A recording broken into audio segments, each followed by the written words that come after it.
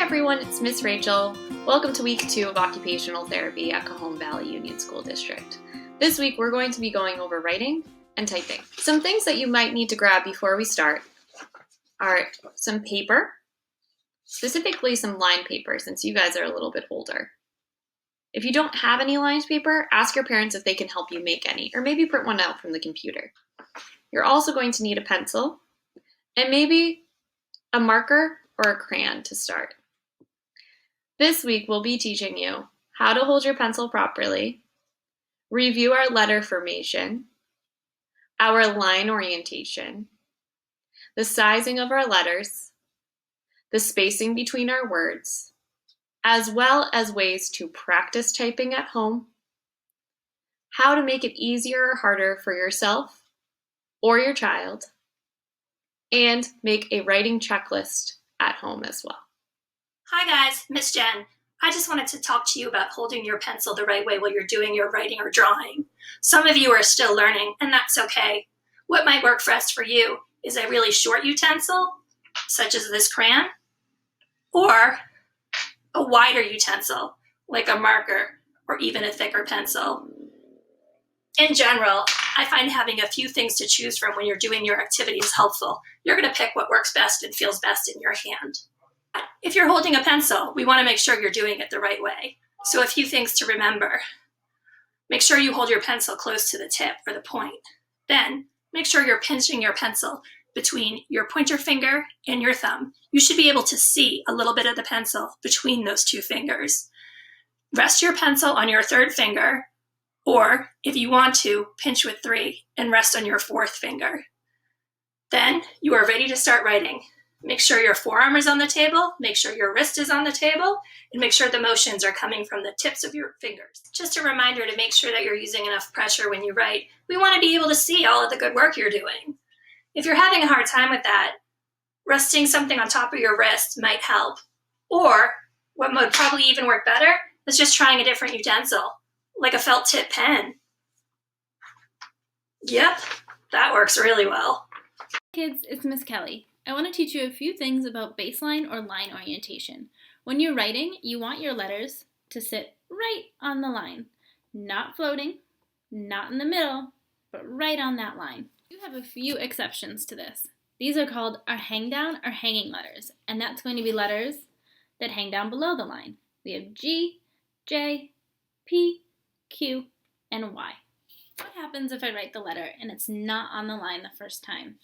That's okay. You can erase and try again, or you can use a few different tricks to help you. One is by highlighting the line that you're writing on.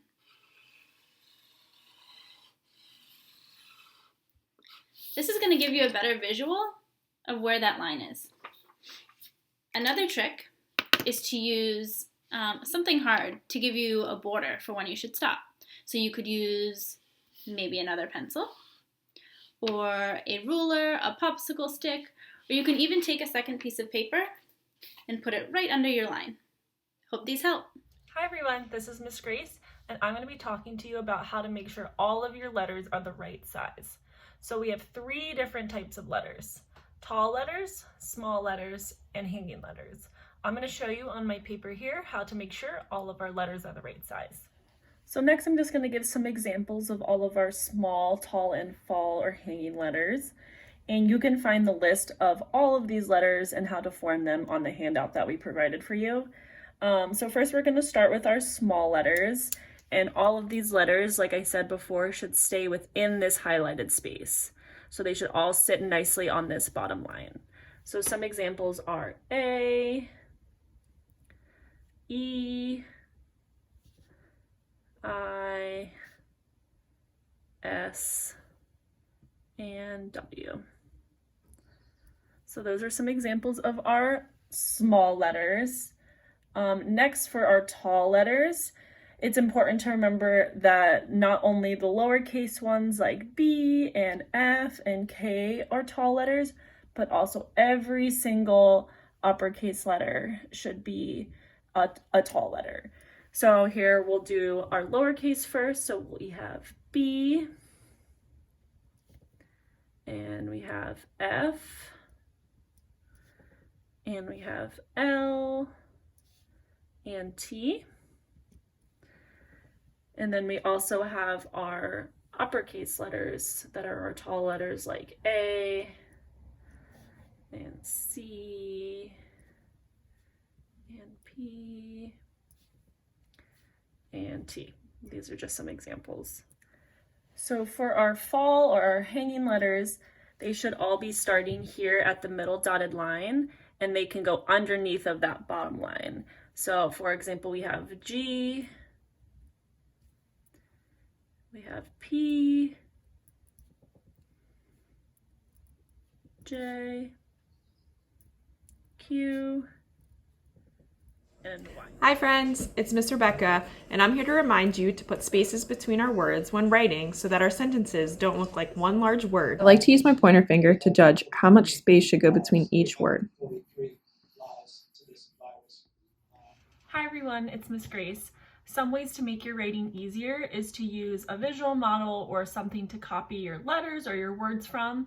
So for example, you can use a post-it note or an index card and have your parents write down those letters and just post that on top of your paper or whatever you're working on. Or you can have them write a word or the whole sentence and just put that right next to your paper so you can look at it and remember how to spell or write all of those words. Writing sentences is starting to feel really easy for you. This would be a good time to switch to writing on your own without a model.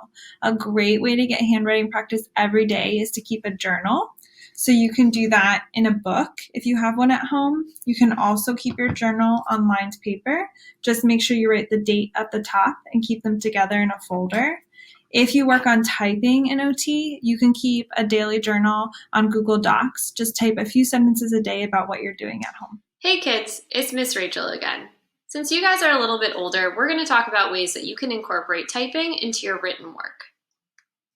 When you guys are typing, make sure that you keep your feet on the floor, sit upright, and keep your arms at 90 degrees. That will make it more comfortable while you're typing. There's many ways that you can incorporate typing into your written work. One of those being that you can just type your written work onto your computer instead of writing it out on paper. If you have difficulty typing from your own mind, you can use a visual model. You can write one out yourself, or you can ask your parents to help you with it.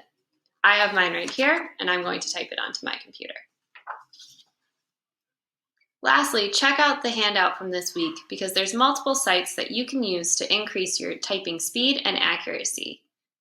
Maybe practice about 15 minutes a day to increase those skills. Hi everyone, it's Miss Kate.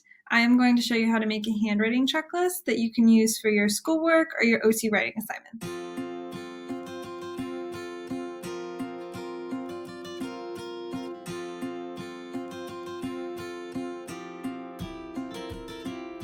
So now that we've finished our handwriting checklist, we can use it to review our handwriting. I recommend that you use a pencil for your handwriting work because as we use our checklist, we might need to go back and correct mistakes, so make sure you have an eraser with you too. The first thing we're going to look at is spacing. So use your finger and check that there's a space between each word. So right here, I didn't put any space between I and made, so I'm going to go back and erase made.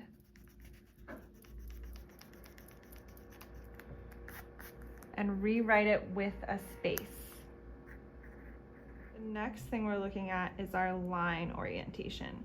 So we want to go through our work and check and see if each letter is sitting on the line. If you find one that isn't, you can go back, erase that letter, only that letter, and rewrite it on the line. The last thing we're going to look at is our letter sizing. So again, go through each one of your letters and make sure our little letters like I or S are half the size of our tall letters like T. If you get to a letter that's too big, like the D, you're going to erase it